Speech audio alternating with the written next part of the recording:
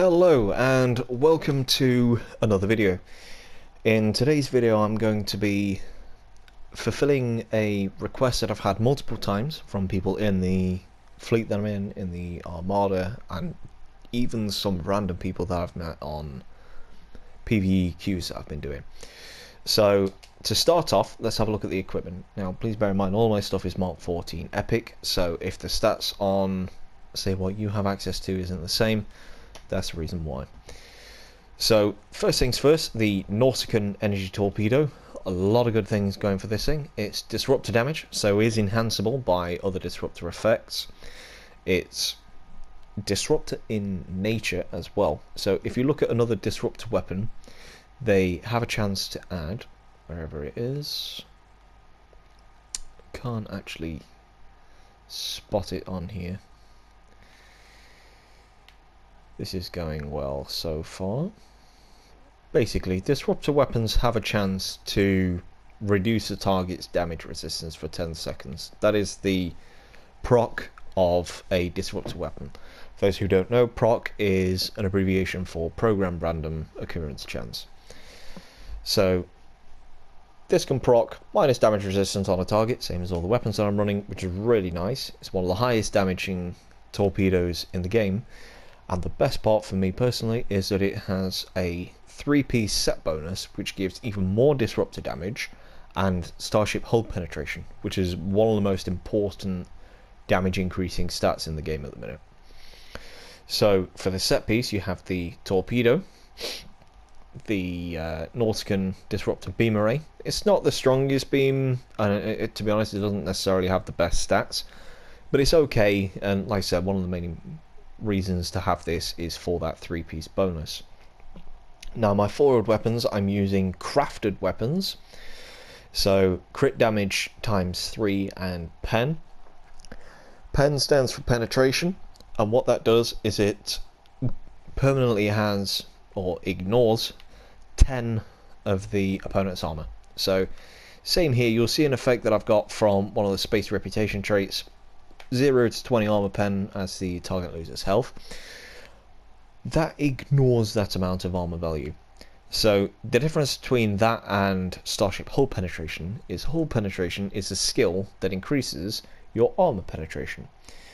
This does not have hull penetration, it is directly plus 10 armor penetration, hence why it's so overpowered, to be honest with you. I appreciate that these beams on console are astronomically expensive. If you can't get hold of these, either damage times 3 or 4, crit damage times 3 or 4 would be okay, they're quite a bit cheaper. Failing that, go with the advanced fleet and pick damage times 3 and crit damage for the most damage that you can get for probably the cheapest price, to be honest with you. The fleet weapon's really cheap. Other two weapons that I'm using are the kinetic cutting beam. Effectively, it's a 360 arc beam, which is really nice, especially when you're using a torpedo, because some part of the fight you are going to be facing forward, because it only has a 90-degree targeting arc, whereas beams have 250. This being an omnidirectional beam has 360, so even if I'm facing forward, this will be firing. In addition to that, it has a 2-piece set, which is quite nice, additional weapon power and reduction to weapon power drain. It's just really good.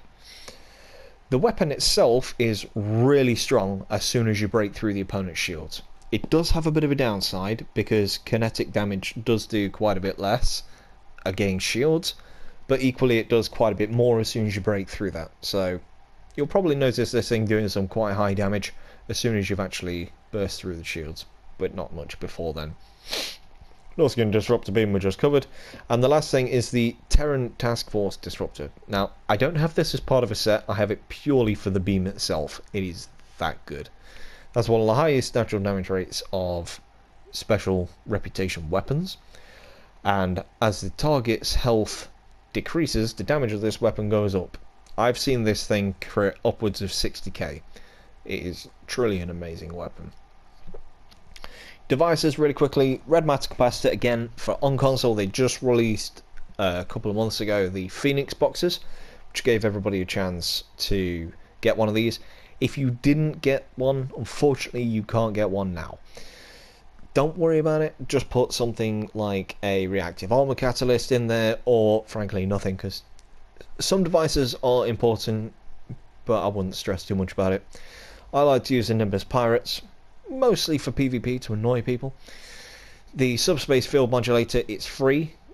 You know, it comes from a mission quite early on in the game. It's decent damage resistance. It is only for 15 seconds, but it can get you out of a pinch. And the energy amplifier is the most important thing here. Plus 20% bonus damage, bonus energy damage. Now, in my previous video, I said that this was all damage. I believe that was the case and that it was changed. But fortunately for anyone using the Nausicaan or Crystalline Torpedo, they also class as energy damage, so they do get buffed by this battery. For equipment, just to really quickly go over it, the Crystalline Shield has really good defensive stats, as you can see here. And the two-piece set from having this and the Deflector gives plus 5 all weapon damage. And in absence of the Iconian set, which used to be pretty much the best thing to go for, it has weapon stabilizers. What this does, if your weapons go down or are disabled, it can repair them, which is great. Deflector, it has got an awful lot of bonuses when you get it to Epic, which is really good, but to be honest with you, main reason is pretty much for the second piece set bonus there. Personally, the Romulan Advanced Engines for standalone engines, I would say, are among the best. They are really fast, they've got a pretty good turn rate on them, and they give you extra bonus critical severity. I mean, what more can you want from a set of engines? Elite Fleet Warp Core. Now, this is something much easier for people to get hold of. Just join a fleet high enough, earn your way up so you can buy from the stores. Resistance to substance power drain, really important. Power transfer rate, extremely important, and minus weapon power cost is an extra nice little perk thrown in there.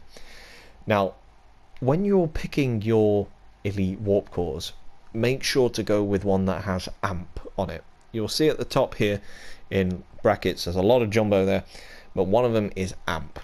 Now, what that means is this bonus here where you see plus 3.3% all damage per subsystem with 75 power or more. Currently says I'm at 3.3. That's because my power levels haven't been boosted yet. I'll go over that later. So basically that's a 10% damage increase if you can manage to get at least 3 of your power levels up. It's really nice.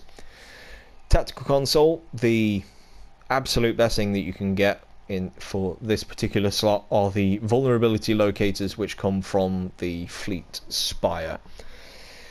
Bonus critical chance in quite high values, to be honest with you, and same amount of energy or whatever damage you're putting on them as any other console. The assimilated module has been essential since it came out. Crit chance, severity, weapon power, brilliant, plus a two-piece set as we mentioned earlier with the cutting beam. This briefly covered with a three-piece set. Extra disruptor damage, power transfer rate is awesome. Now, this isn't a necessary thing. Any other universal console that you've got that either increases damage or survivability, anything can go here. This isn't optional, but I like to use this to maximize my Nausicaan Torpedo. It's actually a console that only comes from the NX refit, which is a Lobby ship, so that can be quite expensive. Next one along is Trillium D. It comes from the Ragnarok mission. Decent amount of damage resistance, hull capacity, and most importantly for me, max shield capacity. Conductive RCS, again, unfortunately another really expensive console, but it is worth it. 100% power transfer rate, flight turn speed, and it has a nice little bonus that can happen 50% of the time. Well, I say 50% of the time that it can happen. What I really mean is it's 50% uptime. So it's up for 15 seconds, but it only has a 30-second cooldown. Xenotech Resilience module. This is something that I only came across quite recently. It's very similar to the Trillium D. Now, because I'm not using a full neutronium, I kind of need the extra damage resistance right now. Plus, it has Starship hull penetration, which, as I mentioned before, is extremely important. And last but not least, sorry guys, this is another pay-to-win console, if you will. This comes from the Lobby store, but 25% crit severity. It's amazing. Now, just to quickly go over bridge officer skills, I'm running what's known as an Ox to Bat build. So 2 stacks of auxiliary to battery, emergency powder weapons 1 and Eng team 1, override subsystem safeties 3 and reverse shield polarity 3. I have this in here because this recently got a bit of a buff. It can heal more now and last for a little bit longer. I would like the duty officer to extend the duration, but it's not out yet on console. In terms of tactical, it's a really easy build to run. I have 1 to boost my beams, and with arcs to bat and a couple of other bits and pieces, this runs pretty much at global cooldown all the time. Same can be said for spread 3. Attack pattern Delta, I use Delta Prime as a starship trait, so this for me is a better option than using attack pattern Beta. Ordinarily that's where you would go. I have 2 attack teams, again due to not having the skill that I need available at the minute, which would be Chemosci Explosion, but unfortunately that's not come to console yet. Add a hazard emitters because Science Team got a bit of a nerf, otherwise I'd be using that. So all this together gives me quite nice cooldowns with the duty officers that I'm using, and these reduce your bridge officer cooldown every time you activate auxiliary to emergency battery. I use crit chance doff and crit severity doff, energy weapon cooldown, and then another 2 technicians. For my traits, just really quickly, apparently it's not going to let me do it. Sorry about this. Inboard errors. If you can get hold of these starship traits, these are the ones that I would recommend. If not, don't worry about it. Use the best that you can get your hands on. Emergency weapon power cycle is extremely overpowered. Read the stats on there, you'll understand why. Supremacy, this is kind of a replacement for Plasmonic Leech. It's to fix the power level problem. Scramble fighters, personally I think this is one of the most amazing starship traits they brought out recently, because they brought they've buffed hanger pets quite significantly. This is Delta Prime that I was referring to, and improved pedal to the metal, which everyone can get from the pilot specialization. For space reputation, armor pen, crit chance, crit severity, little self heal, and more armor penetration as the enemy's health goes down. All space active reputations, there are only 5 in the game.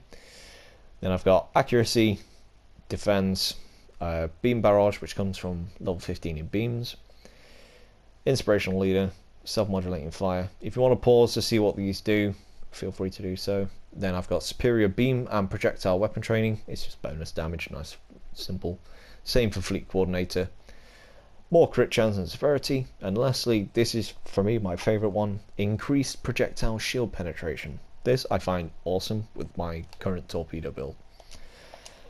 And that's pretty much everything on the build. Now my specialization are intelligence officer and a strategist, which are both maxed. Thank you very much for watching, and I hope that answers everyone's questions. Take care.